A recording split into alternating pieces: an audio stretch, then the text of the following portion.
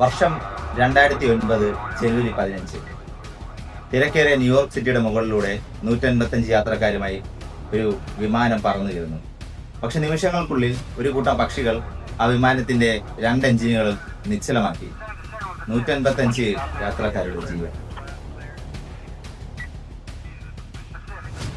ഏറ്റവും അടുത്തുള്ള എയർപോർട്ടിൽ ലാൻഡിംഗ് ക്ലിയറൻസ് കിട്ടിയെങ്കിലും അതുവരെ എത്താൻ കഴിയില്ല എന്ന് ക്യാപ്റ്റൻ ഉറപ്പായി. മരണം ഉറപ്പായ നിമിഷം. മുന്നിൽ കൂറ്റൻ കെട്ടിടങ്ങൾ മാത്രം. ഫ്ലൈറ്റിൽ നിന്ന് ATCക്ക് അവസാനമായി ലഭിക്കുന്ന message we are going to be in the Hudson എന്നാണ്. യെസ്, താഴെ ശാന്തമായി ഒഴുകുന്ന ഹഡ്സൺ നദി മാത്രമായിരുന്നു ഒരേ ഒരു ചാൻസ്. പക്ഷേ എല്ലാവരെയും ഞെട്ടിച്ചുകൊണ്ട് ക്യാപ്റ്റൻ പരിപൂർണ ശാന്തതയോടുകൂടി ആ വിമാനം ഹഡ്സൺ നദി ലാൻഡ് ചെയ്തു.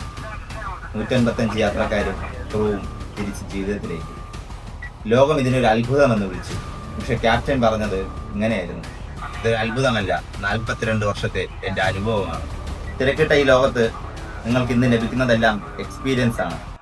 നാളെ പല സാഹചര്യങ്ങളിലും വലിയ ആപത്തുകളിൽ നിന്നും നിങ്ങളെ രക്ഷിക്കുന്ന എക്സ്പീരിയൻസ്.